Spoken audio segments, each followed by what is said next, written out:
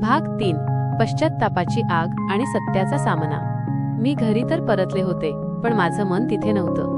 आरशात स्वतःला पाहिलं की मला स्वतःचीच चीड यायची. आईबाबांच्या डोळ्यांत पाहताना मला अपराधी वाटायचं.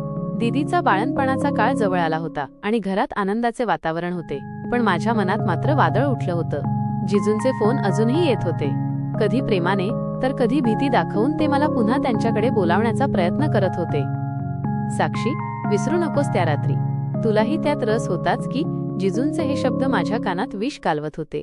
त्यांनी मला अशा वळणावर आणून ठेवलं होतं जिथे मी ना कोणाला सांगू शकत होते, ना हे सहन करू शकत होते.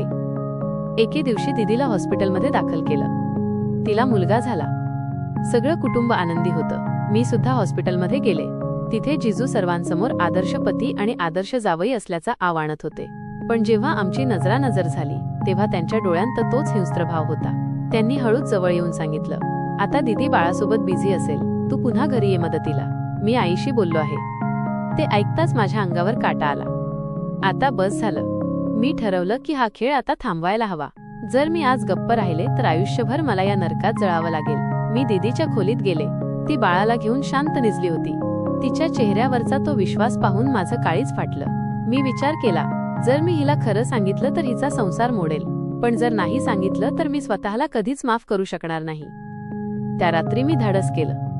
मी आईला बाजूला घेतलं आणि रडत रडत गेल्या 4-7 महिन्यांत जे काही घडलं ते सगळं सांगितलं. लॅपटॉप पासून ते जिजूंच्या धमक्यांपर्यंत काहीही लपवलं नाही. आईच्या पायाखालची जमीनच सरकली.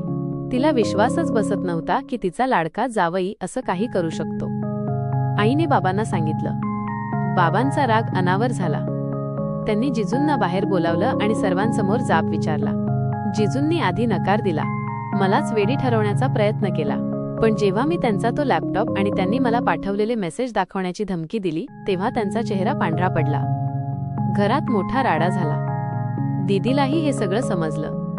तिचं जगच उद्ध्वस्त झालं होतं. पण तिने जो निर्णय घेतला तो अनपेक्षित होता. ती म्हणाली, ज्या माणसाने माझ्या बहिणीच्या असहायतेचा फायदा घेतला तो माझ्या बाळाचा बाप असण्याच्या लायकीचा नाही. तिने जिजूंसोबत राहण्यास नकार दिला. आज मी माझ्या घरी आहे. समाजात चर्चा झाली, लोकांनी बोटं दाखवली, पण माझ्या कुटुंबाने मला साथ दिली. जिजूंनी जो विश्वासघात केला होता त्याची शिक्षा त्यांना मिळाली. आज मी मुक्त आहे. पण त्या काळ्या रात्रींच्या स्मृती अजूनही कधी कधी मला अस्वस्थ करतात. पण मी शिकले की चूक सहन करणे ही सुद्धा एक चूकच आहे. समाप्त. कथा कशी वाटली कमेंटमध्ये नक्की सांगा.